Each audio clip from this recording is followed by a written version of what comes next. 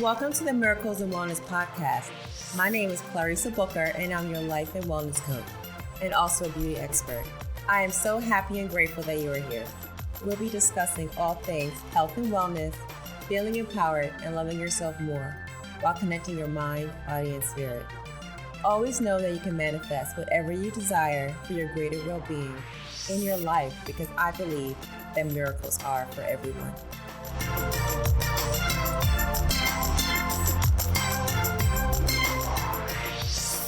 Hey friends, today we're going to talk about stress and binge eating because they have a tendency to be very much connected. Sometimes when we are stressed out, we start reaching for food, and then it winds up being more sugary food, more fatty foods. And then a lot of times when you are stressed out, you might wind up overeating, you might wind up binging. And then you pick these unhealthy foods as a way to cope. It's to deal with our emotions, whether you are super stressed out. And stress and anxiety have a tendency to run hand in hand. And it could be, you could be angry, you could be depressed or bored. Then it just starts this whole cycle where you're stressed out, then you wind up eating a lot, then next thing you know, you overate. Then you might feel guilty or just down on yourself. Then you start worrying about your weight. And then because you're feeling guilty, you're in this cycle, then you wind up eating even more. So it just winds up being this cycle where you can't get out of sometimes. There are studies that say that 1 in 4 people who do have a binge eating disorder suffer from mental health condition related to stress. That speaks volumes, right?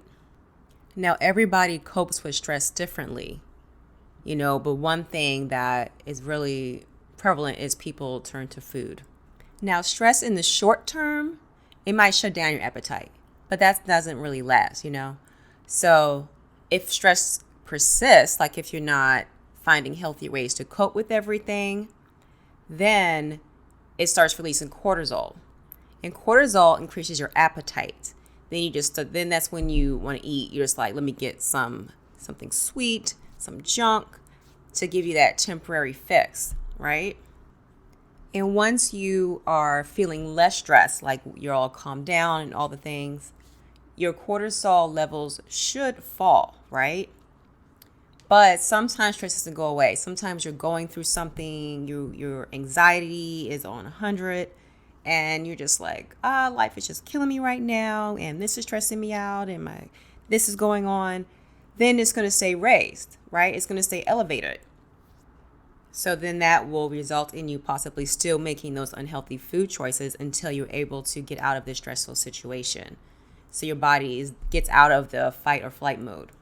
And so, for example, you're really stressed out at work and something happened, and then you got to come home, and then you got to straighten the house out, and you're just really heightened and you're stressed out. And instead of finding a more healthy way that you do start eating, and then you get into this cycle, then you're eating sugary foods. Now your cortisol levels are up, you have high insulin levels, and you keep doing this day to day to day.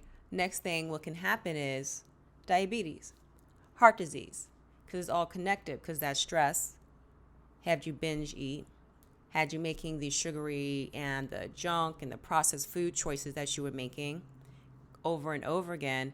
And then this is affecting your health in so many ways, right? Your stress is there, which we know affects us tremendously, the nutrition and just all of the lifestyle. So what we can try to do is have healthier ways to deal with our stress so that we can prepare for it, because it's life. We are going to get stressed out. It's just it is what it is. But we can help ourselves cope with it better, try to be in a more stable place for the most part throughout the day. And so that whenever something does happen, we have a different way to handle it, okay? So for example, if you're working and you're in a stressful situation, taking a moment to incorporate like some kind of meditation or mindfulness practice, even if it's just deep breathing, right? So if you feel like you're really anxious and all these things are going on, take a moment to be mindful and meditate. Even if I'm not saying you have to sit there and just take a break and go run to your car and sit down for 20 minutes and do a meditation, but just sitting there and doing some deep breathing.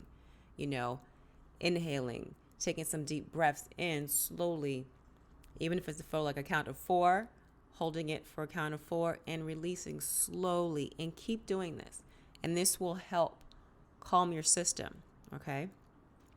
I mean, meditation is great and will help with your blood pressure, heart disease, and it will also kind of get you more centered, where instead of you running to the snack machine or grabbing something mindlessly, then you're able to make a more conscious food choice. So doing this, and you wind up being more mindful of your food choices. It will become more of a habit to you. So then after you feel more calm, your system's more relaxed, then you can be like, okay, what do I need? Ask yourself, what does my body need right now? What do I need to give myself energy? Because your body might need some energy, right? Because a lot of times what's happening is your body is craving energy to combat the stressors. And so quick energy, let's eat sugar, but it doesn't really do the job. So now that you're more calm and you're more relaxed, you just feel like, oh yes, it's much better. It's much better. Then you can make a better choice about something that's more nutrient dense that you can eat. And you'll feel better. You won't feel so sluggish or feel like you want to beat yourself up afterwards, because we don't want to do that. We want to show ourselves love, give ourselves loving energy, and talk nice to ourselves. Sometimes, you get in a funk and you just start talking to yourself in not the most positive way, and that doesn't send you down the right path, right? Sometimes if we are talking to ourselves in a negative way, it's going to send us in a downward spiral. So we want to show ourselves love, give ourselves compassion, show ourselves grace.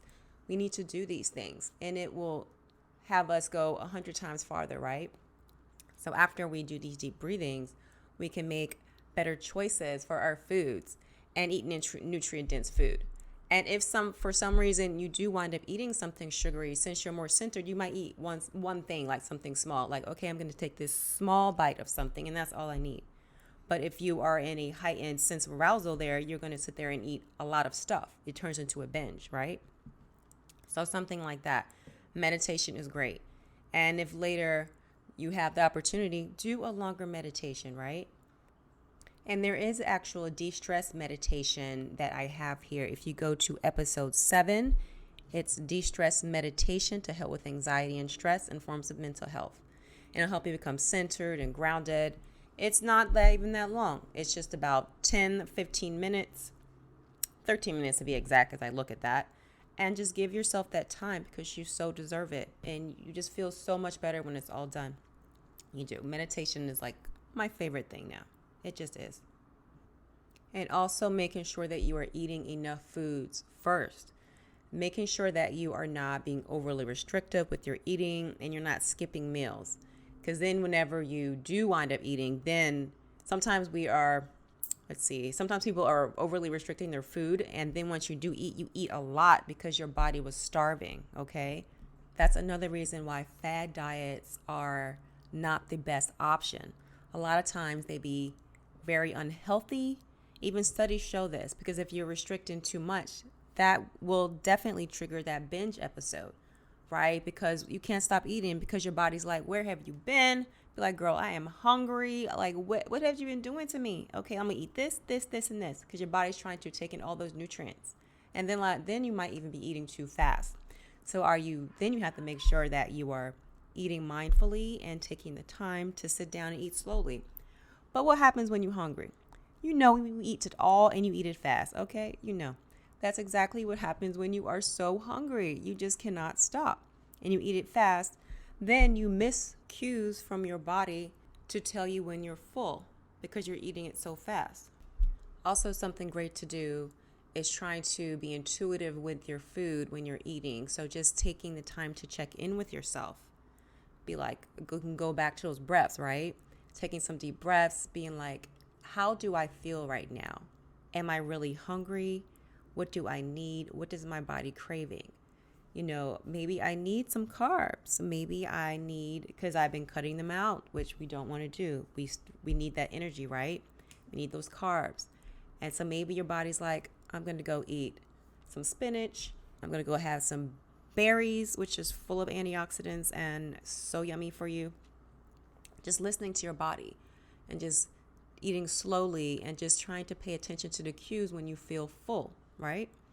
Making sure we have fiber on our plate when we're eating, because it's going to keep you full longer so that you are not tempted to just reach for something that's processed because you feel full. Also, incorporating movement if you're feeling stressed out, if you're able to go for a walk or go to the gym, or even something like yoga is great because then you're able to incorporate your breath and move your body, and just going through those movements and just breathing helps your stress levels tremendously.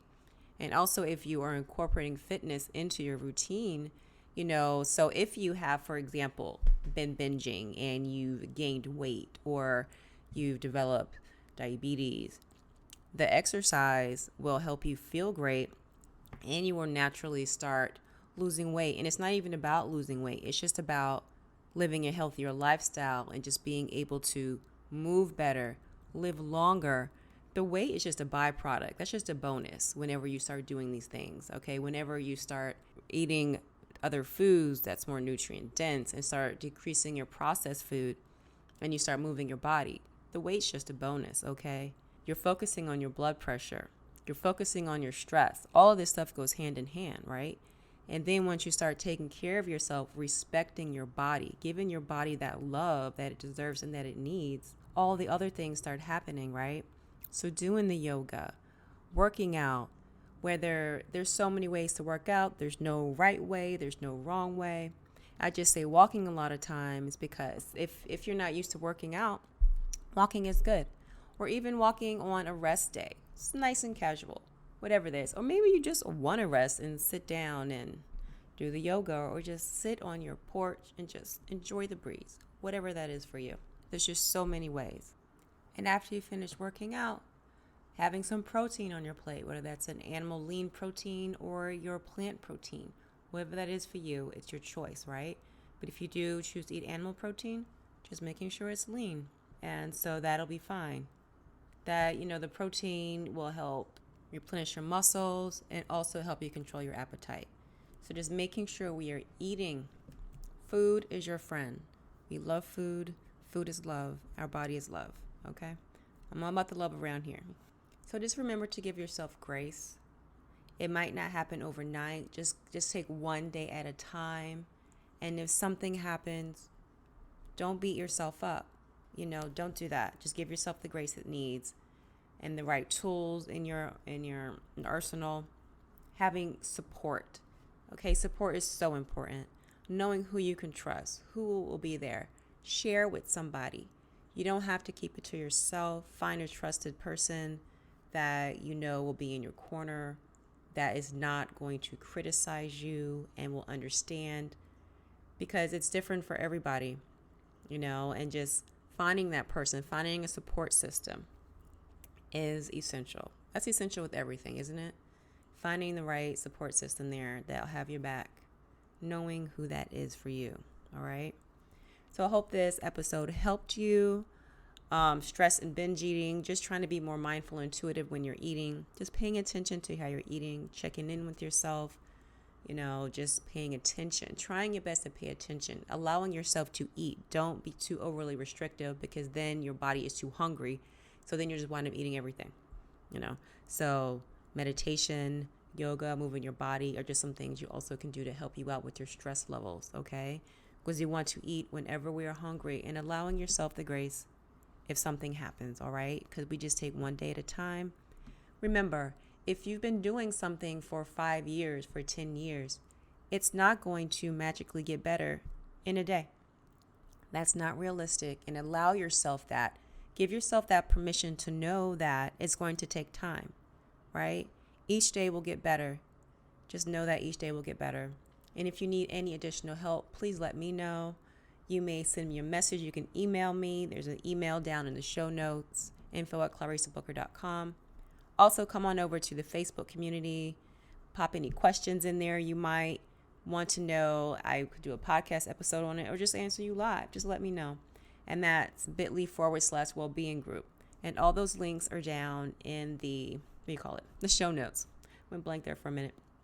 Just let me know. because we all need support and accountability to make it through. Because it's okay. It is definitely okay. All right, guys. Until next time. If you like my mommy show, leave a review. Bye, guys. Thank you so much for coming by. And if you enjoyed the show, I would love for you to head over to iTunes, subscribe, share, and leave a written review at Miracles and Wellness. I would love to know your thoughts and what you would like for me to talk about next. Also, let's connect on Instagram at Clarissa D. Booker. Until next time, love and light.